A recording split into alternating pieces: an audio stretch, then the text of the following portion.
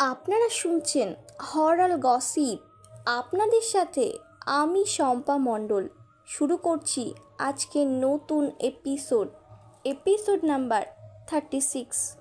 আপনারা শুনছেন বিক্রম বেতাল পর্ব 4। আমাদের অতি পরিচিত গল্প ঈশ্বরচন্দ্র বিদ্যাসাগরের লেখা বেতাল পঞ্চবিংশতি থেকে নেওয়া।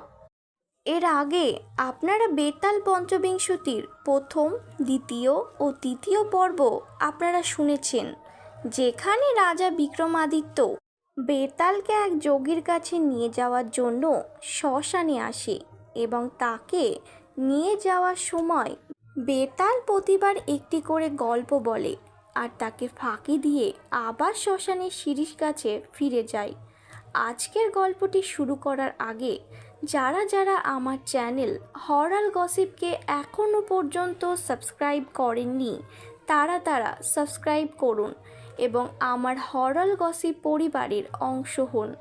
আপনাদের একটি ছোট্ট সহযোগিতা আমার চ্যানেলে আরও নতুন নতুন গল্প দিতে আমাকে উৎসাহিত করবে। এবার গল্পটি শুরু করা যাক। বেতাল, বেতাল, তুমি কোথায়? বেতাল, বেতাল, বেতাল বলে উঠল। কেন মহারাজ, আমাকে কি দরকার? রাজা বিক্রমাদিত্য বলে উঠল, শান্তিশীল যোগীর কাছে আমি তোমাকে নিয়ে যাওয়ার জন্য এসেছি। বেতাল বলে উঠল, মহারাজ, কিন্তু আমার যে সেই একই শর্ত রয়েছে তোমার জন্য। আমি তোমাকে একটি করে গল্প বলবো আর প্রতিটি গল্পের শেষে একটি করে প্রশ্ন করব। তোমাকে সেই প্রশ্নের সঠিক উত্তর দিতে হবে, আর যদি তুমি জানা সত্ত্বেও সঠিক উত্তর না দাও তাহলে তুমি তখনই বুক ফেটে মারা যাবে, এই কিন্তু বলে দিলাম। তবে শুধু একটি কথা মনে রেখো, গন্তব্যে পৌঁছানোর আগে যদি তুমি কথা বলে ফেলো আমি কিন্তু শ্মশানের আবার ওই শিরীষ গাছে ফিরে যাব, এই বলে দিলাম। রাজা বিক্রমাদিত্য বলল, বেশ, তাই হবে। রাজা বিক্রমাদিত্য আর কোনো উপায় না পেয়ে বেতালের প্রস্তাবে রাজি হয়ে যায়। তাকে আগেকার মতোই কাঁধে তুলে নিয়ে যোগীর কাছে চললেন। কিছু দূর যাওয়ার পর বেতাল বলে উঠল, তবে মহারাজ, এবার গল্পটি শুরু করি। কৃষ্ণা চতুর্দশীর রাত, ঘোর অন্ধকার, তার সঙ্গে আকাশে ঘন মেঘে আচ্ছন্ন হয়ে মুষলধারায় বৃষ্টি পড়ছে। বেতাল তার মধ্যে বলতে শুরু করল, মহারাজ, ধর্মপুত্র নামে এক অতি প্রসিদ্ধ নগর আছে। সেখানে ধর্মশীল নামে এক রাজা রাজত্ব করতেন।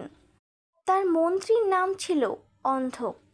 মন্ত্রী একদিন রাজাকে পরামর্শ দিলেন, মহারাজ, নতুন একটি মন্দির তৈরি করে তাতে দেবী কাত্যায়নীর মূর্তি প্রতিষ্ঠা করে নিত্যদিন যথাবিধি মেনে পুজো অর্চনা করলে শাস্ত্র অনুযায়ী এর বিশেষ ফলশ্রুতি আছে।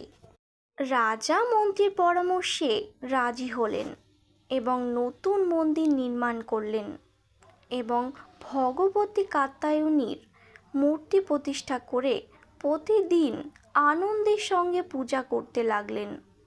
দিনের শেষে পূজা অর্চনা না করে কোনো দিন জলস্পর্শ করতেন না। দেবতাদের প্রতি রাজার ভক্তি যেমন অতুলনীয় ছিল, তেমনি ব্রাহ্মণদের প্রতি শ্রদ্ধাও ছিল অগাধ। তাদের আশীর্বাদে রাজার কোনো অভাব ছিল না, কিন্তু দুঃখ ছিল শুধুমাত্র একটি বিষয়ে, রাজা ছিলেন অপুত্রক। বিবাহের পর দীর্ঘ সময় পেরিয়ে গেলেও পুত্র সন্তানের মুখ দেখার সৌভাগ্য রাজার হলো না। তিনি সব সময় মনে মনে চিন্তা করতেন, আমাদের শাস্ত্রীয় লোকাচারে বলা আছে, এক পুত্রহীন ব্যক্তির সংসার যতই সুখের হোক না কেন, তার জীবন ধন সম্পত্তিতে পরিপূর্ণ থাকুক না কেন, তবু তার সদ্গতি লাভ হয় না। আমি কি এতই দুর্ভাগা যে মৃত্যুর পর পুত্রর হাতে অগ্নি পাব না? কি করব তবে আমি? এর কিছুদিন পর মন্ত্রী অন্ধকের পরামর্শ অনুসারে কাত্যায়নীর মন্দিরে প্রবেশ করে রাজা প্রণাম করেন দেবী কাত্যায়নীকে এবং স্তব করতে লাগলেন, তুমি ত্রিলোকের জননী, সকল দেবগণই তোমার আরাধনা করে, অসুরদের বিনাশকারিণী, সকল ত্রিলোকের ভার তুমি বহন করে চলেছ। যখনই যে স্থানে তোমার ভক্তরা বিপদে পড়েছে তুমি সেখানেই গিয়ে তাদের রক্ষা করেছ। তুমি জগৎ জননী, তুমি সকল ভক্তের ইচ্ছে পূরণ করো মা। আজ আমি অসহায় হয়ে তোমার শরণাগত হয়েছি মা, আমার মনস্কামনা তুমি পূরণ করো মা। এইভাবে অত্যন্ত কাতর হয়ে নিজের মনস্কামনা জানায় মাকে এবং আবারও দেবী কাত্যায়নীকে প্রণাম করেন। জোর হাত করে মন্দিরের মধ্যেই দাঁড়িয়ে রইল রাজা। আর ঠিক সেই সময় আকাশ ভূমি কাঁপিয়ে বজ্রধ্বনি শোনা গেল, রাজন, আমি তোমার প্রতি প্রসন্ন হয়েছি, তুমি তোমার মনোবাঞ্ছা জানাও, বর প্রার্থনা করো। দেবী কাত্যায়নীর সংস্পর্শ পেয়ে রাজা যেন কৃতার্থ হলেন। রাজা বললেন, মা, সত্যিই যদি তুমি আমার ওপর প্রসন্ন হয়ে থাকো তাহলে কৃপা করে আমায় এই বর দাও, আমি অবিলম্বে পুত্র সন্তানের মুখ দর্শন করতে পারি। দেবী কাত্যায়নী বললেন, বৎস, অবিলম্বে তোমার এক পুত্র সন্তান জন্ম নেবে এবং সেই সন্তান সুশীল, শান্ত স্বভাবের এবং সকল গুণের অধিকারী হবে। এই ঘটনার কিছুদিন পর রাজার ঘরে এক পুত্র সন্তান জন্ম নিল। রাজা মহা সমারোহে সপরিবারে দেবীর মন্দিরে উপস্থিত হলেন, পুজো সম্পূর্ণ করলেন, গরিব দুঃখীদের ধন দান করে নিজের প্রাসাদে ফিরে যায়। এই ঘটনার বেশ কিছুদিন পরের কথা। দীনদাস নামে এক পথিক ব্যবসার একটি কাজ উপলক্ষে নিজের বন্ধুকে সাথে নিয়ে রাজপুরীর দিকে রওনা দিচ্ছিল। ইতিমধ্যে দৈবযোগে সেই নগরের এক অতি পরমা সুন্দরী কন্যা তার দৃষ্টিগোচর হওয়া মাত্রই তার রূপ লাবণ্যে তিনি মুগ্ধ হয়ে গেলেন। সেই রমণী তার দৃষ্টিগোচর হওয়ার পর তিনি মনে মনে চিন্তা করতে থাকলেন, আমাদের মহারাজ এতকাল পুত্রহীন হয়ে নিরাশায় জীবনযাপন করেও ভগবতী কাত্যায়নীর প্রসাদে বৃদ্ধ বয়সে পুত্রলাভ করেছেন। দেবীর কৃপাদৃষ্টি হলে আমার রত্নলাভ সম্পূর্ণ হতে পারে। এইরূপ চিন্তা করে দীনদাস দেবীর মন্দিরে প্রবেশ করলেন। সাষ্টাঙ্গে প্রণাম করে কৃপাদৃষ্টি সহকারে প্রতিজ্ঞা করলেন, হে ভগবতী দেবী কাত্যায়নী, তোমার আশীর্বাদে যদি ওই রমণীর সঙ্গে আমার বিবাহ হয় তাহলে স্বহস্তে আপন মস্তক ছেদ করে স্বহস্তে পূজা দেব মা। দেবীকে ভক্তি ভরে প্রণাম করে দীনদাস নিজের বন্ধুর সঙ্গে প্রস্থান করলেন।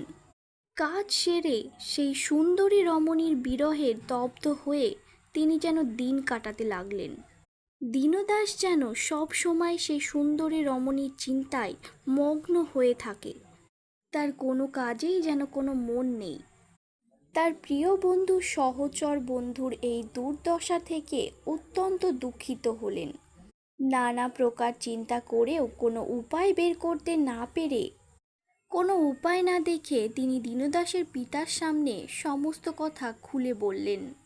দীনদাসের পিতা সমস্ত ঘটনা শুনে এবং পুত্রের অবস্থা স্বচক্ষে দর্শন করলেন। দীনদাসের যা অবস্থা দেখছি, সেই কন্যার সাথে যদি তার বিবাহ না হয় তাহলে সে প্রাণ ত্যাগ করতে পারে। এই বিষয়টি আর আমার পক্ষে উপেক্ষা করা সম্ভব নয়। যত তাড়াতাড়ি সম্ভব বিবাহের ব্যবস্থা করা দরকার। পিতা হিসেবে সেটাই আমার কর্তব্য।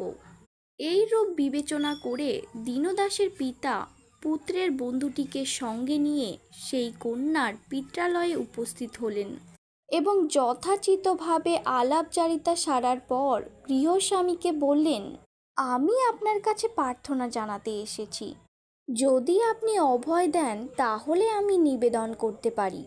গৃহস্বামী বিনীতভাবে বললেন, যদি আপনার প্রার্থনা আমার পূরণ করা সাধ্য হয় তাহলে আমি তা অবশ্যই পূরণ করব। গৃহস্বামীর কথা শুনে দীনদাসের পিতা তার কাছে সভয়ে নিজের প্রস্তাব রাখলেন এবং গৃহস্বামী তার প্রস্তাবে সম্মত হলেন। তারপর একটি শুভ দিন আর একটি শুভ লগ্ন দেখে তিনি কন্যা দান করলেন। অতঃপর দীনদাস তার অবিলাসিত রমণীকে স্ত্রী রূপে জীবনে পেয়ে পরম সুখে দিন কাটাতে লাগলো। কিছুদিন পর দীনদাসের শ্বশুরালয় থেকে দীনদাসকে সেবা করার জন্য নেমন্তন্ন করলেন। দীনদাস তার স্ত্রী আর বন্ধুকে নিয়ে রওনা দিলেন। সেই নগরের নিকটবর্তী হলে ভগবতী কাত্যায়নীর মন্দির চোখে পড়া মাত্রই দীনদাস তার প্রতিজ্ঞার কথা মনে পড়ে গেল। বিনীত হৃদয়ে দীনদাস চিন্তা করতে লাগলেন, আমি অত্যন্ত অসত্যবাদী। দেবীর কাছে প্রতিজ্ঞাবদ্ধ হওয়া সত্ত্বেও আমি তা ভুলে গেলাম। জন্ম জন্মান্তরেও এই অপরাধের কোনো ক্ষমা নেই। যত তাড়াতাড়ি সম্ভব দেবীর ধার পরিশোধ করতে হবে। এইরূপ চিন্তা করে দীনদাস তার সহচরীকে বললেন, বন্ধু, তুমি কিছু সময় অপেক্ষা করো, আমি দ্রুত দেবীর দর্শন করে ফিরে আসছি। মন্দিরের নিকটবর্তী সরোবরে স্নান করে নিতান্ত অপরাধীর মতো বললেন, মা, আমি তোমাকে যা কথা দিয়েছিলাম তা আজ পূরণ করতে এসেছি। এই বলে মন্দিরে রাখা খড়গটি হাতে তুলে নিলেন। নিজের গলায় কোপ বসালেন।